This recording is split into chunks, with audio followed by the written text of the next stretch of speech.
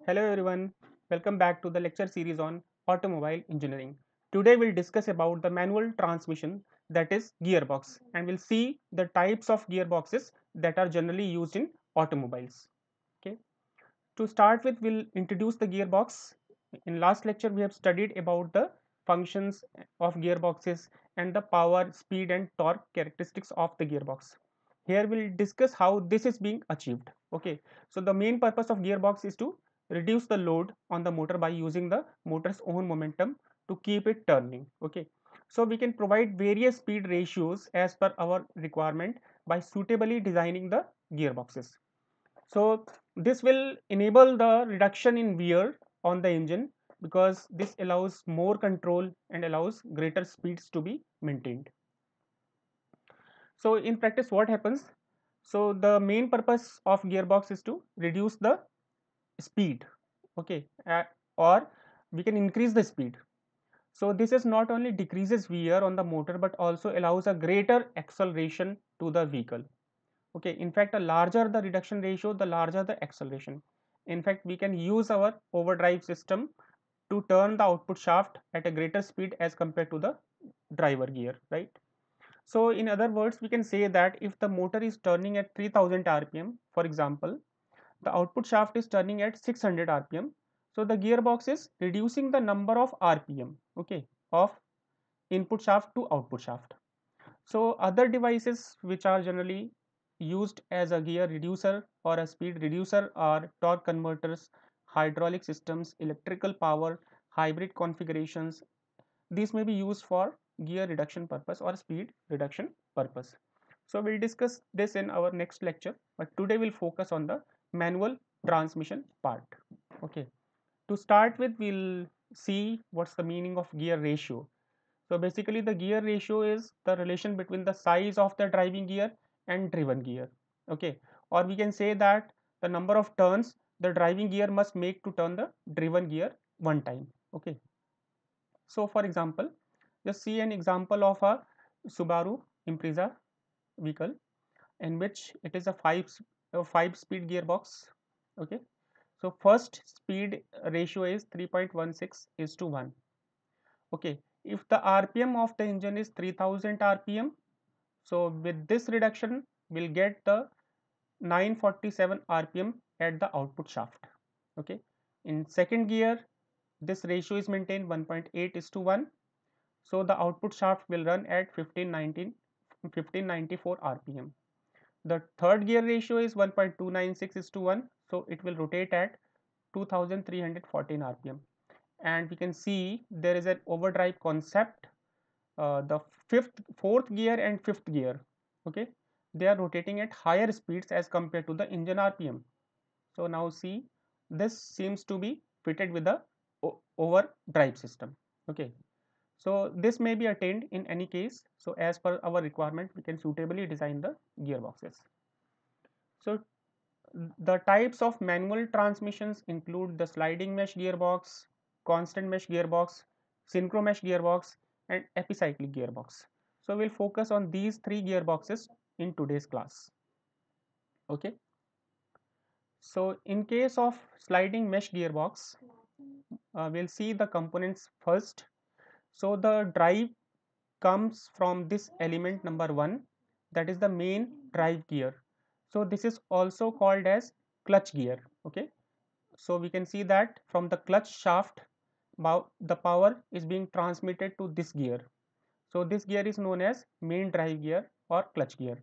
So this clutch gear is fitted with the counter shaft. This entire shaft is a counter shaft.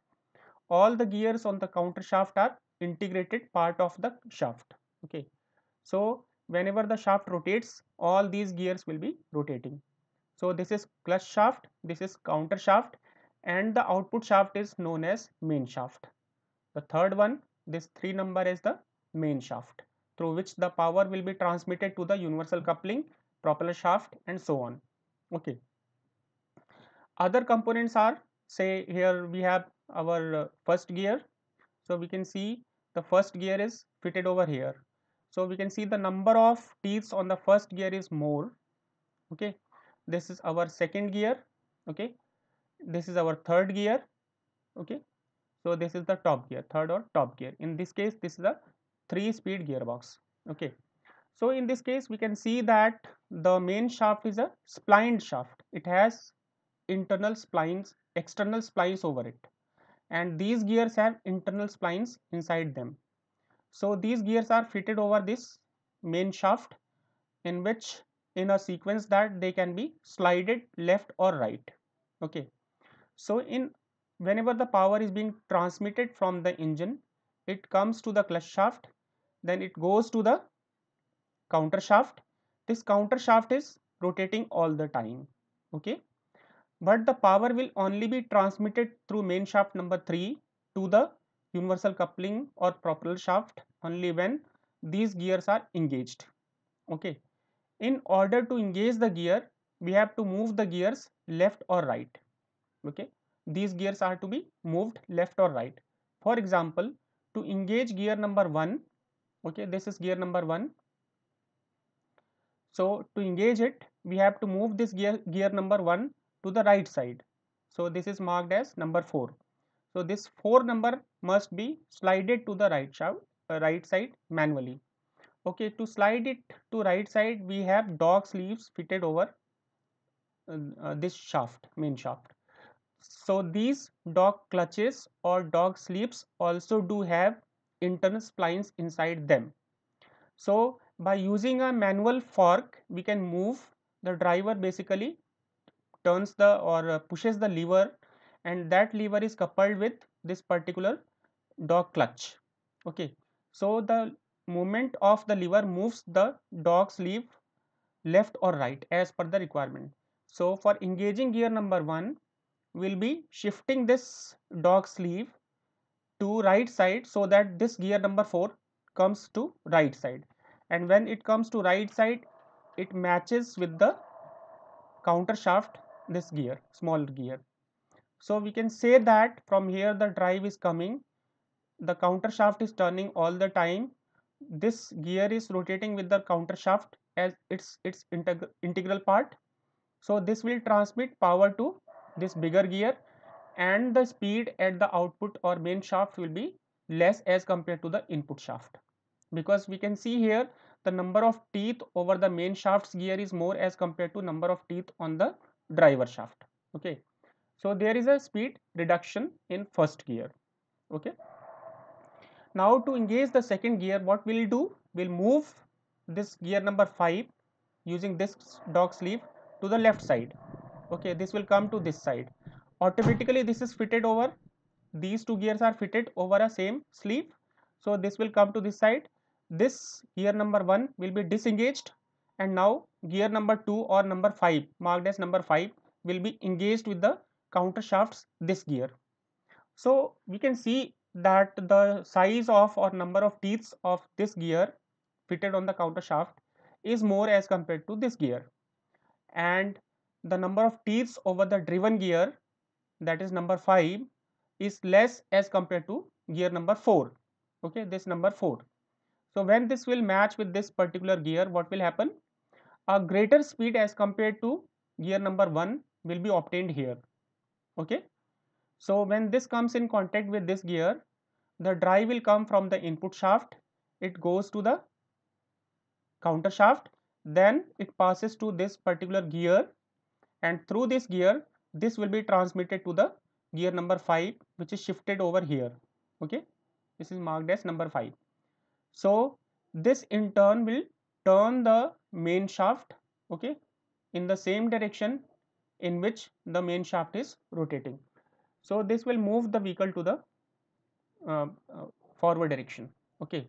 So we can see that gear number 1 and gear number 2 are attained by moving this dog sleeve to the right or to the left. When we'll move to the right using the manual lever by the driver, then gear number 1 will be engaged.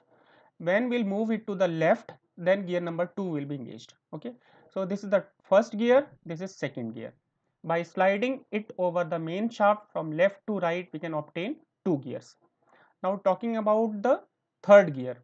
So in order to engage the third gear, we'll disengage gear number 1 and 2 manually. Then we'll move the lever to third position. then what will happen? This gear will be engaged. When it is bring back to this right side, this matches with this gear. Okay, so we can see the size of the gear fitted on the counter shaft, this gear. Okay, the size is more, number of teeths are more, okay, as compared to this gear it is more. And if we compare the main shaft's gear, the largest size gear is, this is number 4, followed by second number, this is number 5, and a smaller gear number 6. So this smaller gear number 6, when brought to right side, will match with this counter shaft's gear, and now the power will be transmitted from the engine, clutch gear, counter shaft to this gear, and ultimately to gear number 6 when this is slided to right side. Okay, this will come to this side and match with the gear fitted on the counter shaft. So the drive will be transmitted. So we can see here that the speed of this gear number 6, this gear number 6 marked as 6, will be more as compared to gear number 5 and 4. So this is the third gear. And now to obtain a speed ratio of 1:1, that is, the input shaft needs to be equal in speed as that of the output shaft. Okay, I mean to say the speed of the input shaft is to be equalized with the output shaft. Then what to do? Then we'll move this gear number 6 to the right side. There is a dog sleeve, okay, top speed engaging dogs. So this is the top speed gear, fourth gear. Okay, this will be moved to right side. These dogs will be engaged with each other. So they are having some groups to settle down. Okay, they will engage inside the groups, and whatever the rotation of gear number or shaft number 1 is there, that will be entirely transmitted to this gear number 6. Okay, so what will happen? The speed of the shaft number 1, that is clutch shaft, will be equal to the shaft number 3. So this is the top gear. So what we have seen, in this type of gearbox, gears are engaged and disengaged by sliding of the gear wheels. Okay, we have slided the gear wheels left or right to engage with the counter shaft.